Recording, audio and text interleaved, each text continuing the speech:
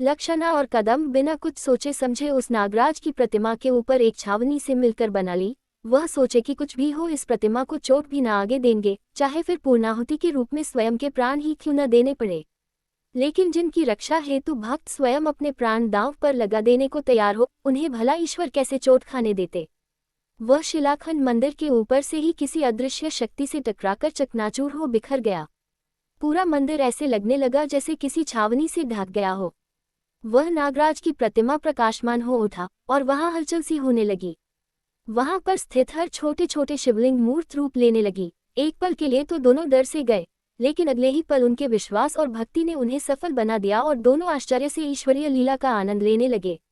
उन्होंने देखा कि पूरी छावनी की तरह अनेक फन और संपूर्ण मंदिर को ढके हुए हैं।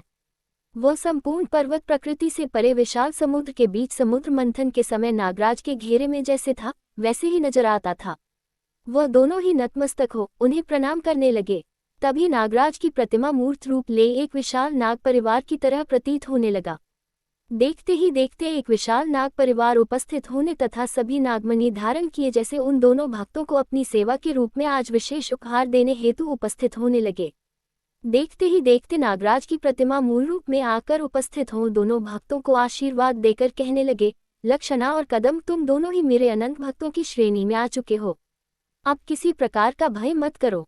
तुम अब अजय और अमर प्राणियों से कोई कम नहीं। संसार की समस्त शक्तियां संवत तुम्हें पाने को तुम्हारी सेवा के लिए लालायित होगी। किसी भी लोक में आवागमन तुम्हारे लिए सहज होगा। तुम दोनों ने अपने प्राणों की चिंता ना करते हुए जिस प्रतिमा को अपनी छाया में छुपा रखा है, वह स्वयं महादेव ने मुझे मेरी तपस्या से प्रसन्न हो प्रदान किया था। जो यह अतिरिक्त शिवलिंग तुम देख रहे हो, इन सभी में किसी न किसी नाग परिवारों के सदस्य उपस्थिति बनी रही। सर्पयोग के दौरान जिन नागों ने अपने आप को तपस्या को शिवलिंग में समाहित कर लिया, उन्हें थोड़ी सी भी क्षति नहीं हुई, क्योंकि महाकालेश्वर की शरण में गए हुए का काल भला क्या कर सकता है, तो फिर किसी भक्त के यज्ञ करने से अमंगल हो सकता है। ये स्थान वर्षों से गुप्त था, लेकिन तुम दोनों की आंखों से ये छुप न पाया। शाकंभरी देवी को मैंने ही कहा था कि लक्षणा को यहाँ तक पहुँचाने का मार्ग दिखाएं, और तुम दोनों के लिए सारे रास्ते एक एक कर उजागर होते चले गए और सभी तुम्हारी सेवा और भक्ति भावना से अति प्रसन्न है। जिस वातावरण में कोई साधारण मनुष्य देहरी भी नहीं छोड़ता, उस समय में भी तुम दोनों अभिषेक हेतु उपस्थित हो और इस प्रतिमा को बचाने हेतु अपने प्राण दांव पर लगाने हेतु तत्पर हो। इसलिए मैं तुम्हें ये भी वरदान देता हूँ कि सिर्फ जाति ही नहीं, यक्ष, गंधर्व, लोकपाल, देखभाल और दानवों सभी ईश्वरीय समस्या के पाने हेतु तुम दोनों के समीप हमेशा बने रहेंगे, जिससे कुछ तुम्हारे सेवक तो कुछ अपनी शक्तियों के अनुसार तुम्हारे साथी या मित्र बनकर, या फिर यदि दानवीय शक्तियां हो तो तुम्हारे अधीन बनकर रहेगी। तुम दोनों आज से इस प्रकृति के किसी भी प्रभाव से अलग से रहोगे। ये संपूर्ण प्रकृति को जब चाहे तुम दोनों जन कल्याण हेतु प्रार्थना कर परिवर्तित करने की शक्ति तुम्हें प्रदान करता हूँ, और तुम्हें आज नागराज के दर्शन के साथ रुद्राभिषेक का भी पूर्ण लाभ प्राप्त होगा। ये कहते हुए उन्होंने अपने मणि को वहां स्थित उस प्रकाश में प्रतिमा के ऊपर रखा, जो देखते ही देखते अत्यंत प्रकाशमय हो गया।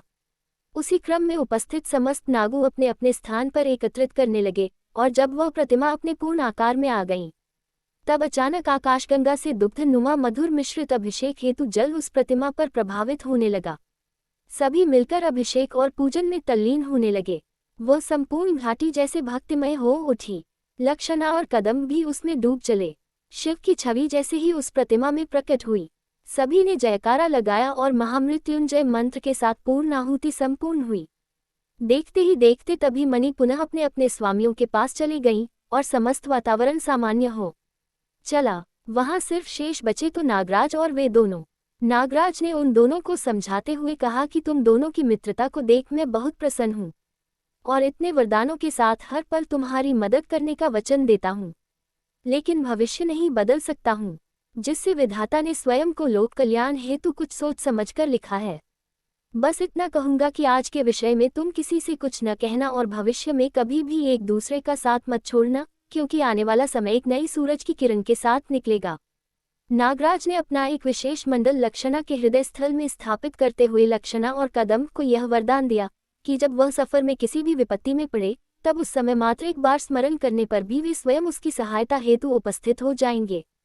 इसी के साथ उन्होंने अनेकों समझाइश और सफर की शुभकामनाओं के साथ लक्षणा और कदम को विदाई दी, और यह भी बताया कि वह पूर्व से ही जानते थे कि इसी गांव में लक्षणा का जन्म पूर्व से सुनिश्चित था, जो आगे चलकर नागराज के दर्शन और सानिध्य का सौभाग्य प्राप्त करें। बहुत सी घटनाएं इसलिए पूर्ववर्ती चली गई, हर घटना कहीं ना कहीं लक्षणा के लिए मददगार साबित होती जा रही थी। अपना ध्यान रखना कहते हुए वे अंतर्ध्यान हो गए। लक्षणा को लग रहा था कि वह कामयाबी की ओर बढ़ रही है, लेकिन जितना आसान वो समझ रही थी, इतना आसान उसका सफर था नहीं, क्योंकि यह तो सिर्फ तैयारियां थी उस उत्तम कार्य की जिसे लक्षणा के माध्यम से पूर्ण किया जाना था। उससे मिलने वाली प्रत्येक मदद जिसे लक्षणा अब तक कामयाबी समझ रही थी, वास्तव में वे उन चुनौतियों का संकेत था।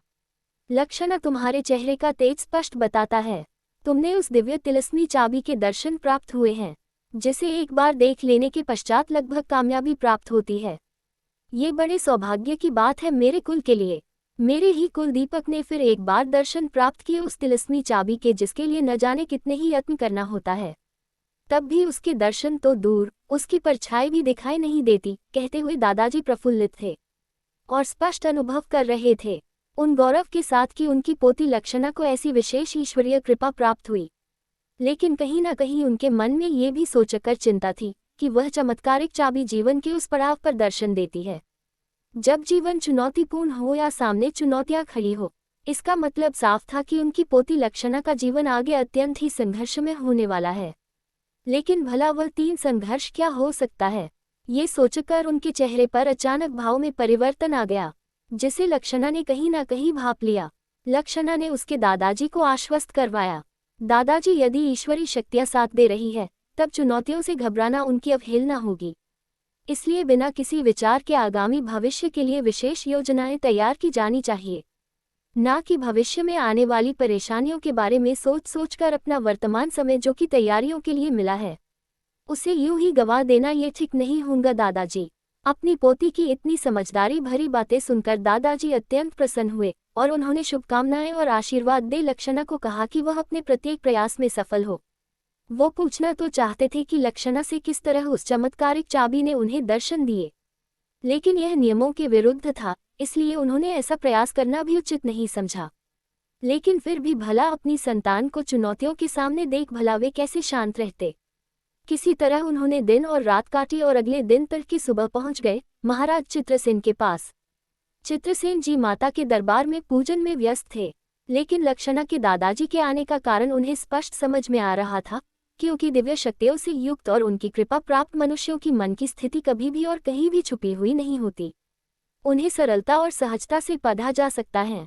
पूजन के बाद ध्यान और उसके बाद बैठक, इतने समय के इंतजार में सुनील जी, लक्षणा के दादाजी की व्यग्रता साफ नजर आ रही थी। ये कह पाना आसान था कि वे किसी विशेष विषय को लेकर यहाँ आए होंगे। तब चित्रसेन जी ने मां को प्रणाम कर सुनील जी को प्रसाद दिया और सब कुछ जानते हुए भी उनके आने का कारण पूछा।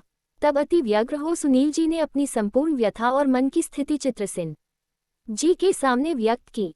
इस बात पर सुनील जी को ढांढस बांधते हुए उनसे चित्रसेन जी ने कहा कि श्रीमान, मैं आपसे एक ही सवाल पूछता हूँ, उम्मीद है सही और सटीक जवाब मिलेगा। आप खुद ही बताएं कि माँ भगवती की कृपा से जिस क्षण आपको चमत्कारिक चाबी के दर्शन हुए, क्या इसके पश्चात कोई भी चुनौती आपको परेशान कर सकी या जीवन के किसी भी क्षण आप जरा भी व्यथित हुए? नहीं ना? तब फिर आप किस बात को लेकर चिंतित हैं? परीक्षा कसौटी पर कसने का साधन है। यदि जीवन में परीक्षाएं नहीं होती तो व्यक्ति प्रयास करना छोड़ देता। हर पल प्रयासरत रहना मनुष्य के स्वभाव में इसलिए है क्योंकि वह भलीभांति जानता है कि कोई भी चुनौती किसी भी समय उसके समक्ष आकर खड़े हो सकती है, इसलिए वो हर पल अपने आप को तैयार करता रहता है। सुनील जी, फिर आप भली भांति जानते हैं कि स्वर्ण को भी आभूषण बनाने के लिए खुद को उचित ताप गलाना होता है, तब कहीं स्वर्ण आभूषण बनना तय होता है। बिना थाप लगाए माटी से घड़ा और बिना घिसे और अपना अंश त्यागे अपनी प्रकृति बदले, ना तो तलवार में धार हो सकती है और न ही वह उपयोगी सिद्ध हो सकती है। ठीक उसी प्रकार से बिना मेहनत के, बिना तपे, बिना चोट खाए और खुद को झोंक देने की प्रवृत्ति जब तक किसी मनुष्य में नहीं आती, तब तक वह अपना पूर्व स्वरूप बनाए रखे हुए और बिना कोई चुनौती सहे वह कभी भी एक सफल इंसान नहीं बन सकते। अब आप ही बताएं कि आप किस बात को लेकर चिंतित है। फिर भी आपकी संतुष्टि के लिए आपको आश्वस्त करता हूँ, जैसा कि आप जान चुके हो कि लक्षणा ने उस चमत्कारिक चाबी के दर्शन किए हैं, मतलब साफ है कि उस पर कहीं ना कहीं नाग माताओं की कृपा अवश्य है। इसलिए आप व्यर्थ में चिंता ना करें, शुभ आशीष दें और अपना आज तक का संग्रहित ज्ञान उसे प्रदान करें।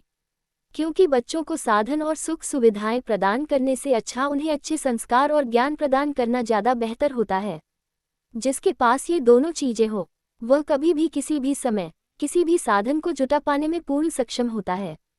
इस बात को सुन सुनील जी संतुष्ट हुए और उन्होंने निश्चय किया कि अब वे शक्ति कृपा पर अविश्वास अपनी चिंता के साथ नहीं दिखाएंगे।